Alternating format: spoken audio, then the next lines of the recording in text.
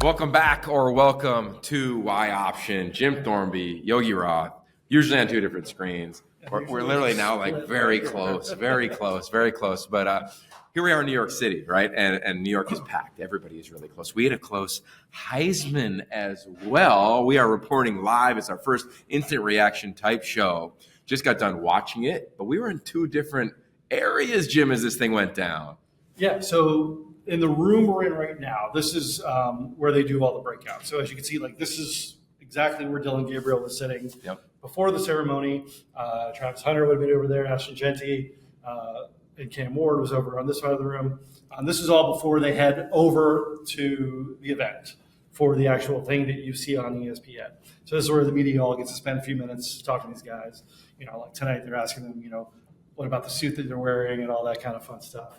But then as those guys get whisked away uptown, the rest of the media stays here in the hotel here in Midtown. We go across the hall, giant TVs, everybody watches in there. And then once the ESPN show is over, they bring the winner back. He's in that room over across the hall. He does his press conference. And obviously he was Travis. He is him. He is him. Him is Travis Hunter. Yeah. His press conference was phenomenal. It was great to see that side of his personality. This was a really cool experience. This is the second time I've been here. I was here the last time I was here was when Caleb Williams won. I know this is probably six or seven for you. Yeah. So, but your aspect of this whole thing was a lot more. I had a different pass this year, folks. It was a lot more interesting than mine. Yeah, I got connected with a little birdie. Had an extra pass, so I went over to where the ceremony actually is in Columbus Circle here in New York City, and it was really unique. And Chris Fowler kind of said it. Like, imagine if you ever been to like a talk show, right? And they have the show before the show. Chris Fowler is the host of all hosts in the history of sports television. I'd imagine he's hosted the Heisman every year. It's been on ESPN. I think they said it was something around 30 years. It's been on ESPN. It makes sense. And he's talking in advance of it. And he had a line that made me chuckle, and I might have texted it to you, where he goes, "To be in this room, you're either somebody or you know somebody." So to the person who I know, I knew somebody. Yeah, thank you to who you are. I won't blow your cover, but big love there. But it was really cool because you are in a room with coaches, of course, of the players that are up for the award, athletic directors, dignitaries, but also all the Heisman winners that were here. And you're just hanging out. And when you've been doing it as long as we have, you reminisce with Eddie George. You catch up with Johnny Manziel. You talk to Mark Ingram. Like, you're around guys that you've either covered, we've had at the Elite 11, et cetera. It was just a really cool experience. Then to sit there it is a really unique atmosphere. Like, it's kind of like a little mini stadium. And you roll in there, and they got the images that you saw on television. And then I'm sitting almost top row. And the jib is like literally right in front of me, swinging back and forth. Legitimately. He sent me pictures. It's hilarious. Yeah, we'll put some on Y Options IG for sure. But it was just a cool experience. Like, there was multiple times where I had the chills, where you get emotional. You just feel that it's a big deal. And this is kind of what I said to somebody afterwards who's been in the business. I ran into him on my way out back over to here where Jim was hanging out with the rest of the media. No offense there, you know. No. But I said, college football this season was so magical, right? We've talked about it all year at Y Option. Appreciate all of your support there. And then the season ended, and it was like this cloud came rushing in. Transfer portal, NIL, coaches movement, assistant coaches movement, wiring in the portal. I mean, today we had a team have to bounce out of their bowl game. Yeah. How about that with Marshall, right? And then today, for an hour, it was like, this is what the sport needed. And here's a couple reasons why. Last year was at the Heisman. Magical experience as Jaden Daniels wins it. Wins it. 3 quarterbacks that were here last year all transferred from power conferences, whether it was Indiana, whether it was Auburn, whether it was Arizona State. This year, 3 of the 4 players, the 3 that transferred, all came from smaller schools.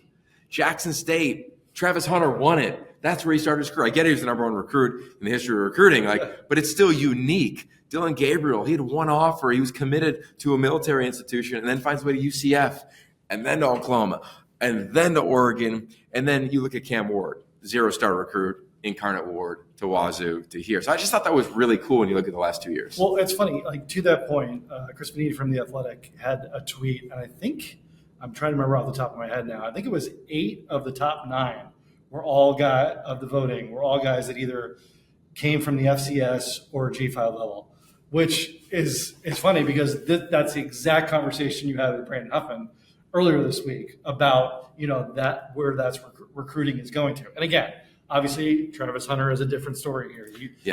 He could have went anywhere in the country. He chose to go to Jackson State and then followed Dan Sanders to Colorado. But a bunch of those rest of those guys were. I mean, Cam Ward going to Incarnate Ward. Totally. Cam Scadaboo, who finished 5th, he went to Sac State. I mean, the list goes on and on through that. And even Ashton Jeanty, he's the one of the 4 finalists who didn't transfer throughout his career. Still, he's with the group of 5 in Boise State in the Mountain West. So it's funny how kind of prophetic that all was. No doubt. It's like there's this world where you think like the rich get richer and you have to have this massive collective or an underwriter of your program. True. And the best players emerge no matter what. And I thought that was like really poignant because I think there's a world in the rankings conversation of like, we dubbed Travis Hunter the number 1. Look at him get it. You're right. Nailed it. And the next 8 were nowhere near being accurate if you look at the rankings in certain years. So I just think that it's a reminder to just be thoughtful, have pause, and that like a lot of the players said to us, and you're going to hear from the Heisman Trophy finalists in a minute here on the podcast, but they all said a version of bet on yourself. Like they all said a version of you got to believe in yourself. Travis Hunter very emotionally in his speech after winning it. And I think it's true. Like I think this group has a chance to be a really transformational group looking forward when we look back at the Heisman in 10 years of how many guys were huge recruits or how many guys that find their way to New York City found it through some unique path where they had to double down on themselves. Ready, set. Use French fries to go. Yeah, oil from French fries. Turn yesterday's leftovers into today's fuel. More power, lower emissions. 76 renewable diesel fuels all the ways you go, go, go. Yeah. And then obviously you got to go over for that ceremony. The one thing that my advantage of getting to sit here for the nerd in me is I get this, like all the rest of the media in that room. We get this envelope that has, all the information you could ever want about this year's Heisman. We got bar graphs, we got maps, we got heat maps, we got, everything. But, there's so many interesting facts in here. Obviously, if you kind of just look at the balloting as I kind of go through here, obviously Travis had a vast majority of the first place votes, with 552 of the first place votes. However, the overall results were still very close. Very close. And what was, I think, the most interesting, first of all, this was in fact, it was the smallest margin of victory since 2009 between the top 2 guys. But the thing that I thought was the most interesting, so they have this in the packet as one of the nuggets in here, is that Hunter was named on 93.32% of all ballots, which is the 4th highest in the history of the Heisman, surpassing Kyler Murray, who was named on 92.03% of all ballots in 2018. Now, the really interesting part about that, he was 4th all time. He was 2nd in this voting. Wow. Ashton Jeanty actually 95.04% of the ballots he was on. So Ashton was actually on more of the ballots, but obviously the overwhelming amount of first place ballots was the difference in this. And I think that what that goes to show you is there's been so much debate the last month, and a lot of vitriol online of this fan base and that fan base going back and forth. But it goes to show you that this was 2 incredible seasons. Travis Hunter will arguably be one of the most talented college football players you will ever see. Yeah. Ashton Jeanty having one of the greatest seasons by a running back in college football history. Now, he's not going to break Barry Sanders. If he does break Barry Sanders' record, it's not necessarily the same because he won't have done it in the same amount of games that Barry did it. But he still has a chance, depending on how far they can advance to actually surpass that. But again, still, regardless, 2 of the greatest college football seasons in history. Yeah, it's really fascinating when you think about that. Like you start thinking like, all right, in the last couple of years, does Ashton win? Does Dylan win? Like he had a hell of a season too. When you look at the totality of his year, The guy who was sitting right here earlier. I think when you look at his team and what they've done against 3 CFP teams, he's been elite. Now, did he have a Heisman moment? No, but he had his totality of the work, I think, garnered dramatic consideration to win the award, whether it was against Boise State, whether it was against Ohio State, whether it was against Penn State. He played his best games when his best was asked for. And I think the other thing that gets not enough play, but it's why we exist here at Y Option, is that like this is a major throwdown for the West Coast. I mean, look at what happened. And we've talked about it before. And I met with some people at my soiree, if you will, that were like, oh my God, how about that? How about that? And you saw it coming if you watch or if you could forecast what NIL was going to do in the transfer portal. Hunter from the Pac-12, now in the Big 12. Ginty going to the Pac-12, but still from Boise State. He won't be there by the time Boise he won't gets to be the there. Pac-12. Dylan Gabriel, same deal. Cam Ward, same deal. And of course, Cam Scadaboo, same deal. Shador Sanders, same deal. I just think it's a reminder, and I think it's really interesting that there is a commonality among all the top 10 voters, Jim. And you know what it is? It's that there's not one player that came from the vaunted SEC. And I love players. I'm not here to light up players. But I think it's just worth shining a light on because it went so the other way for so long. So regardless of the Pac-12 changing dramatic shape from last year to this year to another year from now, I just think the light is on that part of the country. And with 3 of those teams receiving a bye, I think rightfully so. Like they deserve the praise. Absolutely. I mean, and to your point, I mean, for a lot of recent history, the Heisman has been the best player in the SEC. Like it's almost like the default. On the best team. On the best team. Yeah. But there wasn't really that guy this year because you think about the top teams in the SEC with Georgia, Carson Beck. Injured. Had a very good season, but not an elite season. Not the season that I'm sure that Georgia fans would have liked to have from him. Jalen Milroe, Alabama, Jalen Milroe, exactly. Texas, Quinn Ewers, who was kind of in and out of the lineup a little there, and Arch Manning played really well in his stead. So there wasn't that one SEC guy that really, and it was funny too because I thought this was interesting that Travis and Ashton were the top 2 in all 6 of the regions. Travis won 5 of the regions. Ashton won the Far West region, out where we come from. But that was also a super close vote on there. And it was actually close in in every one of them. And Dylan Gabriel, as I said, the guy who sat right here, he finished 3rd in every one of those regions. Yeah. So it really was concentrated on this, where I feel like last year with Jaden Daniels, not to take anything away from him, because obviously he had an incredible season, but I almost feel like Penix and Nix kind of canceled each other out a little bit. We were because wondering they were fighting for votes in those certain regions, and Jaden Daniels just killed it in the South. Yeah. So that was not the case this year. Which again, if you're super nerd into the numbers, like this is where this is where I love to live. Okay, all right. So where do we love to? We lived in this very room in advance of the final celebration and the actual event. We had a chance to talk to the Heisman finalists. I think you're really going to enjoy the sound bites from these quarterbacks, from these playmakers, from these dynamic players that may change the history of college football. Who knows? We may start seeing more two-way players. Maybe we'll see even more love for running backs. Who knows? But as always, all of our conversations are brought to you by our founding partner, 76, keeping you in the know on the go, go, go. There it is, Jim. You know the line. So enjoy these moments from your Heisman finalists. Everybody here has got ties to the West Coast, which is really unique to this award and the narrative around the West Coast. I'm curious your thoughts on that, having been there for the entirety of your career. Yeah, West Coast is dope. A lot of great athletes, great schools, great teams. Obviously, me playing my career out there.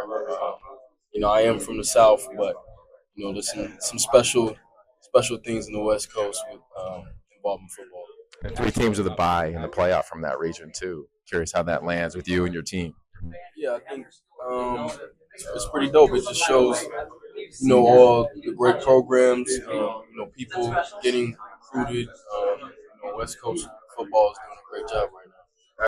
All right, talk to me. Talk to me about this in the leg. Explain everything to us. Yeah, I got the fit on. No details missed, as you can tell. Oh, I like that. Yeah, I felt like this color match. J Mac, our suit guy, helped me out, helped me pick the whole thing and design the whole thing, and then to finish off the lei, just representing Hawaii and just that journey, being born and raised and being here in the Big Apple. So. Talk about the representation of Hawaii, the West Coast, you being here now. How have you felt is your responsibility to carry on a tradition that so many people have taken from the West Coast to here? A lot of fun. You look at the tradition of quarterbacks from Hawaii, and it's forever growing. But like I said, this is just me in my part of the journey, and taking the reins of in the present, and doing my part for guys who've played before me and a bunch of guys who play after me. So I want to be a great role model. I want to represent us the right way, and I'm thoughtful of that. Message to the Duck fans that have supported you since you showed up almost a year to the day today. Thank you for the trust. Thank you for the belief. Thank you for the patience. And most importantly, you're gonna love what the finish looks like. So I'm happy to be a Duck. That's something that is super special. And you look what we've done this far. It's a smile on my face, but we know how we want to finish. Cam, good to see you, man. All right, man. How are you? So many people have embraced you on your journey, including the one in Pullman, the one in Miami, and of course in Incarnate Ward. I'm curious, as you reflect back on all the communities you've been at, how have they turned you into the man that's sitting here tonight at the Heisman Finals? I think it turned me to, a new man every year. I got better every stop I was made, from being a 17-year-old kid all the way to now being 22. So every stop I've grown as a person, grown as a leader, as a better teammate. And I just think all three of those schools, just embrace me enough to, help me have this successful season this year. You've got this amount of humility that just continues to stand out. How have you been able to maintain that at the forefront of who you are amid such success that you've had over the course of the last few seasons? You just got to be the same person every day. As my parents tell me, you got to carry yourself a certain type of way, and really just be a good person. You're a good person, a lot of stuff, take care of yourself. Everybody in here has been or played at Autzen. I think it's kind of unique to the 4 finalists. What do you think that says about that part of the country, and then all the players that went from that part to maybe new places to find the success you've had? That's some big-time football in that part of the country. The Pac-12, no matter where you're playing up there in Oregon or you're playing along the West Coast at USC or UCLA. So it's an exciting time for me. Austin Stadium was one of my favorite stadiums to play in. And I just know I got a lot of good memories there. And how has Coach Cristobal influenced you in your final year in college? He influenced me a lot, from me not knowing what I want to do to me just sitting here speaking about the facts, all the way to now who he embraced me as a leader. He really let me, get the keys to the kingdom and let me drive the ship. So forever grateful for Coach Cristobal. What he sacrificed for my family and I, for me to be successful, I'll never take it for granted. It's the Afterglow. Jim Thornby here. Yogi Roth also here, like 6 inches from you, Jim. We just heard from the Heisman finalists. We were in the room. You were kind of like standing up, checking it out. What did you, paint a picture of what it was like, and then also your observation once they got to the ceremony? Yeah, well, I thought what was cool, again, this room is, which where you just heard all that sound from, was right before the ceremony, right before they all leave to go get on the bus and head on out. And it was all, they all had great perspective on their seasons as a whole. You're trying to ask a little bit more evergreen questions in those settings, just because you know that those kind of answers are only going to last so long. So you're getting some more bigger picture on college football. I thought they were all really smart on that. But I want to say I was really impressed by what happened just down the hall here afterwards when Travis Hunter won. I thought his speech was phenomenal. It was what he did on ESPN was really good, but then also when he came out here and not only the speech that he gave, but then also the Q&A that he had, and he just really showed a lot of personality that I didn't get to see as much. Maybe because that program is very non-traditional in the sense of like there's different side of media that they're according to. Like I've seen more things with Travis Hunter, like dealing with YouTubers and that kind of stuff, where I think maybe that's bringing in a different generation or different type of fan to that. But this, for the quote unquote traditional media, was the first time of being able, at least that I've been able to see, of Travis and that personality for an extended period. Yeah. I've seen like the 90 second tops, post game one-on-one on the sideline and stuff like that. But this was a really a chance for him to shine. And even like when he was taking the pictures with the trophy, it's funny because they go through these steps, throughout the 2 days. The Heisman does a really good job of presenting these guys to everyone. But they take the pictures. It was like, okay, now look to the middle, now look to the right, now look to the left. And Travis was just having fun with that because he's like, this is the third time I've done this now in 2 days. So he's like making faces and stuff like that. So it was, like I said, it was really cool to see that side of his personality. Yeah, I want to echo that. And again, we're in this like working room that a lot's happening in front of us here, which is kind of cool. So you hear some of those sounds. We're trying to take you like right inside the Heisman Trophy right here in New York City versus doing it from home. I had gone to visit Colorado when Dion and Shador and Travis first got there. And it was awesome. Like they couldn't have been more hospitable. Called a game, went up there, couldn't have been more hospitable. But to your point, you never really got to know guys. Like I knew Shador enough through the quarterback world. I know his quarterback coach is awesome. By the way, coach is Cam Ward. Like that draft prep in Dallas is going to be great. We'll get him on the pod, maybe just to talk about that and that process of there. But you never really got to see his spirit. You got to watch him play with passion. You got to watch him compete at a premium level.